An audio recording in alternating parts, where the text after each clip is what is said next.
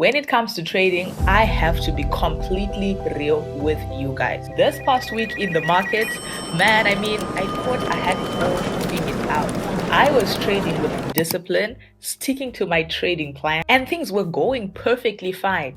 But then, so today I'm gonna get a little bit personal with you guys, just a heart-to-heart conversation. And I want to share some insights from the recent trading week that I've just had with the whole team. I'm just going to lay down the facts as they are, right? You know, that moment where I'm not doing anything dramatic, raw, unfiltered, unedited, and just talk about the week. Let's just talk about the market, the things as they are, right? I mean, it was a decent week, yes, one of those that will always stick with you, and it's provided, you know, a lot of valuable insights. It's one of these weeks that I'll always look back on and talk to my students about, right? It's one of those weeks that I'm actually going to always remember and talk about. So we only had 2 trades for this week, right? A winning trade and a losing trade.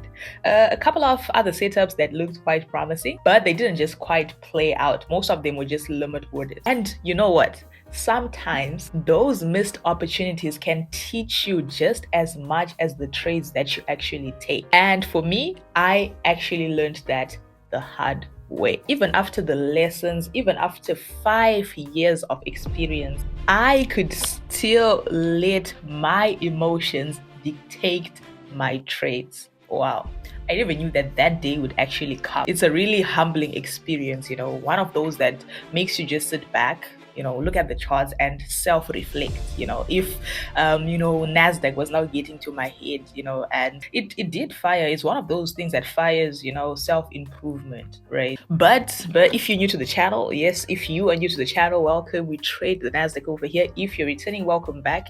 You already know what's up. Don't forget to hit that like button, turn your post notifications, and subscribe to the channel, because today I am going to share the raw truth about my recent win and loss. So let me tell you about this one trade, right? On a Tuesday, Monday we did not have any trade, right? On a Tuesday, it was a classic setup, right? You know, a clean rejection at the trend line. Now it is, I would have made a whole video about that, you know, how the market was trending to the upside. It came back to this point of interest. You know, I saw a little pin bar, a rejection, waited patiently for that because it was a Tuesday. I could wait for the trade. I waited patiently for that, rejected, gave the inner circle the trade, and then, you know, it moved perfectly. The price just started moving up like that, and it always feels good, you know, when you win a trade. I mean, it shouldn't be like something you look at and you're like, oh, you go really crazy about, because of course you're supposed to win trades. Neither the losses, they're not supposed to, like, you know, beat you down. Then you don't even want to trade no more, because no, that's not a good way of trading, right? So it does feel good to win a trade, right? So on Tuesday, I was feeling good about the week, you know, one winning trade, great pips. I mean, look at this movement. This was a great trade, right? Okay, so on Wednesday, I placed a buying limit order. I was expecting NASDAQ to retrace to this, you know, point of interest and then bounce back up, right? I wanted to catch a perfect move. You know how we do it over here, right? And then the market was just playing tricks on me. It just kept coming close. It dipped close to my limit order, but it was not triggering the limits, right? You can clearly see this. It would come to the limit order and just won't trigger it, and then it goes up. So that was Wednesday. I was like, okay, cool. You know, a little bit of a teaser from the market, nothing too crazy. And then I was like, Wednesday, that's it. No trade. You know how it is. I always say no setup, no trade. So that was it for Wednesday. Tuesday, we had a good trade. Wednesday, we had no setup, no trade. Thursday, I was still patient. Honestly, I was very patient. I was hoping that the market would eventually go down and trigger my limit. But instead, tell me why. Just tell me why NASDAQ just kept shooting higher. I almost thought that it was about to go and break out.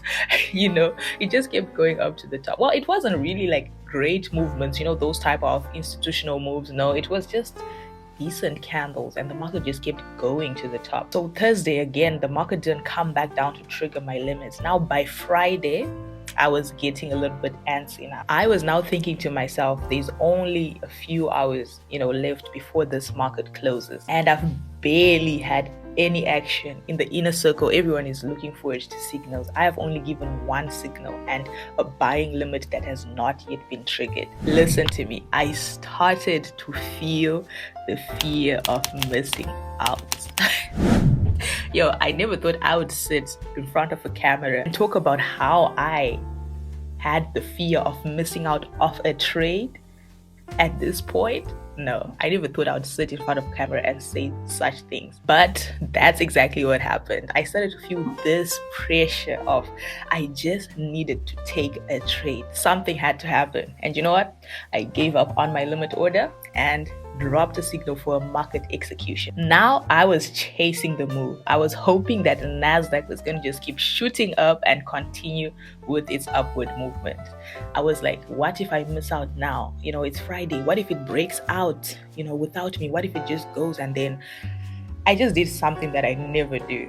I broke my own rules. I jumped in early before my limit order triggered. And as soon as I entered, I think the market moved just a few pips up, just a few pips. It barely gave us like 30 pips. Yeah, it gave us one take profit. Yes, you can see in the inner circle here, we had one take profit. Then the market, it reversed. You can see this movement. It reversed and started to drop. And before I knew it, I was facing a loss because I didn't take out all of my trades on the first take profit. I was like hoping to get at least take profit to 100 pips. Then I can cut out some of the trades and ride the rest of the movement. But then look at it. The market just reversed and then it started to drop. Before I knew it, I was facing a loss. And guess what? I got stopped out. This is where my stop loss was. I got stopped out of the NASDAQ. I just felt like I had punched myself in the stomach. I was so angry. I preach discipline all the time. I am always preaching discipline, but I could not even follow my own advice. I felt like a complete fraud. It's funny. I actually preach discipline all the time, right? Waiting for the market to come to you. If you've watched, most of my videos, I always exercise this line. Wait for the market to come to you. Don't chase the trades. I'm always saying that. I say, let's be patient. And I actually believe that, right? I exercise that. But what I noticed was I exercise and believe that when I've had a couple of trades, okay, like I have a trade on Monday, have a trade on Wednesday, and Thursday, probably it's now Friday or Thursday, and I just have to patiently wait for a trade. That's easy. I can wait for a trade in those conditions. I don't have a problem. I wait for the perfect setup. But here's the thing, right? I never realized that my patience was directly linked to how many trades I already have, how many winning trades I've already taken. When I only had one trade for the week and the market was about to close, all of that patience vanished. I started panicking. I was missing out on the week's action completely. So that was a real eye-opener for me, right? I didn't even know that. It's something that I didn't even know I had. I discovered that hidden fear of missing out that I didn't even know I had. And it only surfaced when I was feeling pressured, right? That I didn't have enough trades for the week. I only had one trade. So I was pressured by the clock. I mean, the week is closing, a few hours left. I have to take a trade. I only had one trade. That is when I discovered, ooh, no. That's a wrong way of trading. And now I know this about myself, because after all, the market did come close to my limit order. It probably would trigger it. Even if I check nicely, it should have been triggered by now, and I didn't patiently wait for it to do that. But you know what? Yes, this week, despite the loss, was a valuable lesson. It reminded me that trading isn't just about making money, catching all the pips.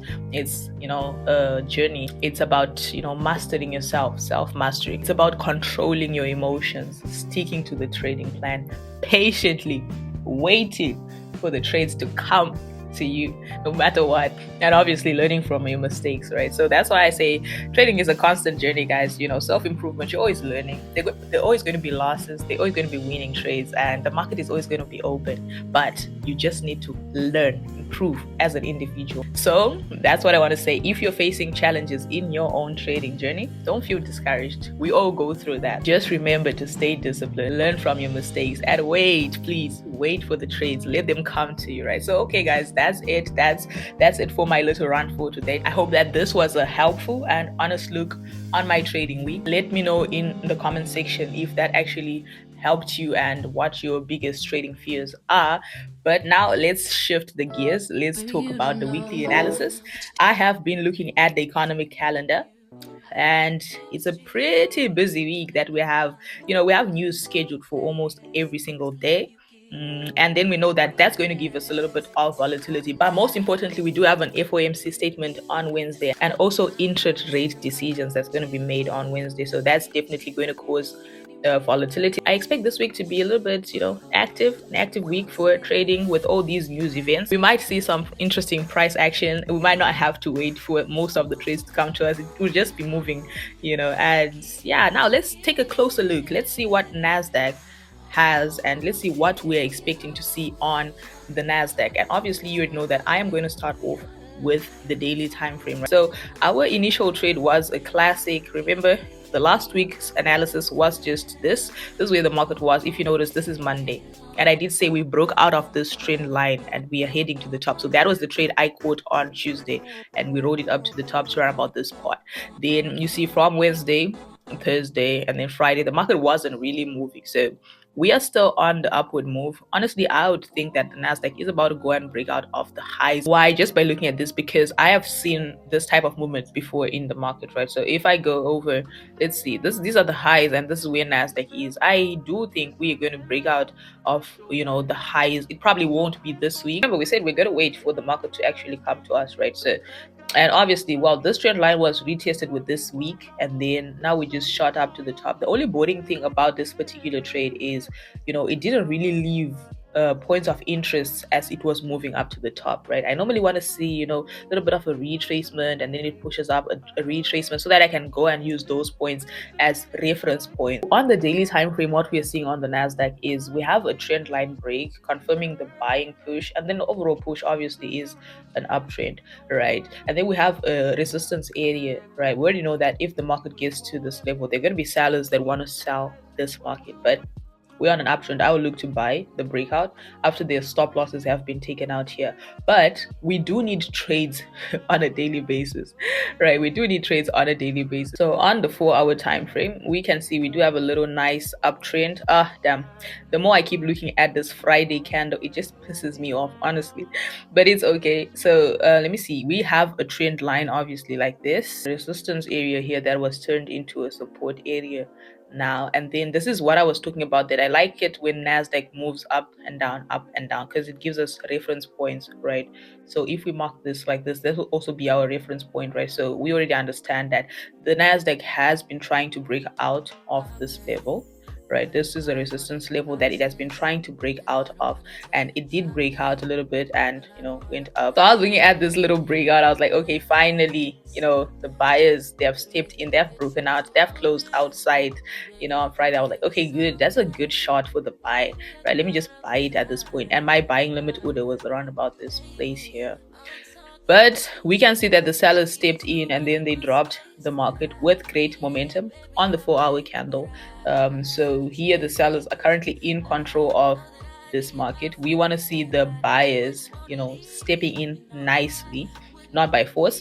So depending on how the market opens, we currently don't want to look for any buying positions, because if we end up drawing this trend line real nicely, right, obviously we'll now accommodate this trend line here also as a clone, right? So that would mean that we still expect the market to come into this area, right? And then if it does, obviously if we see good price action at a support area also confirmed by a trend line, you want to see good candlesticks. I've already mentioned the candlesticks that you want to see here countless number of times at this area, so you want to just catch the market as it does that. So that would be our first scenario for the NASDAQ. If it ends up breaking out, normally it would just break out, comes into this area, and then wicks right back up. It wouldn't even just play around like that. But if it ends up breaking out of this area, we'll still be looking for this area. Remember, we want the market to break out of 2 resistance points before we can call it a change of trend, right? But then if we also go on to the lower time frames, now that's the 1-hour time frame for a clearer picture. This is where I'll probably get a setup on Monday, right? Currently where the market is a good point of interest. Remember, I am considering this as a support because it was a resistance broken out of, turned into a support. But then this is also a support because of this area that has been forming, right? We have resistance at the top here, we have support here. You can see how sellers dropped the market to the support area and then gave us a little indecision candle here.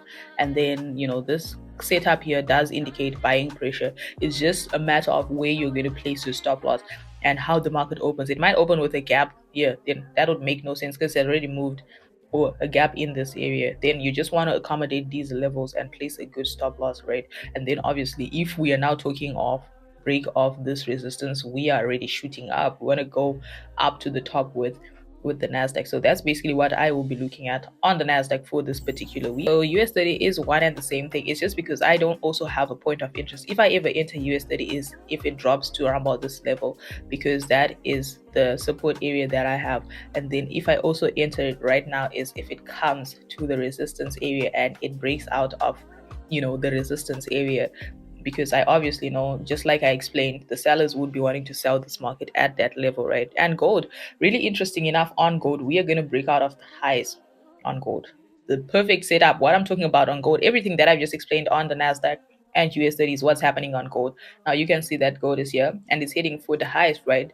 This setup, I had it given to everyone before gold actually broke out of this area, right? And the take profit was right at the zone here. So I can, you know, confidently say that anyone who is in the free Telegram group should have taken this trade on gold, because we quoted around about this spot and then we wanted it to break out. Now, in fact, we quoted around about this spot here because we were having trend line here, this one, and then when the market broke out of it, and then we quote the trade at this breakout, saying we wanted to clear this liquidity and then it will push up to the top, which it did right now, as you can see. So I do expect gold, because I know a lot of people are already starting to sell at this level, right? But then I think the buyers will be willing to push the price a little bit higher and breaks out. It's just a matter of finding a good entry. Now this, of course, is your new support area. You want to look for those levels in here. If you draw a nice trend line, you just have to remember that gold is a little bit more volatile than the NASDAQ and US30, and it moves a lot more faster. So that's it for the weekly analysis for this week. Nothing too complicated as usual in the market. Now, if you did enjoy this video, don't forget to hit that like button, turn your post notifications, and subscribe to the channel. You feel me? With that, it's been Tino, and I'll see you in the next lit video. Yes, I'm hurting, yes, I'm jaded. Most of these things I don't want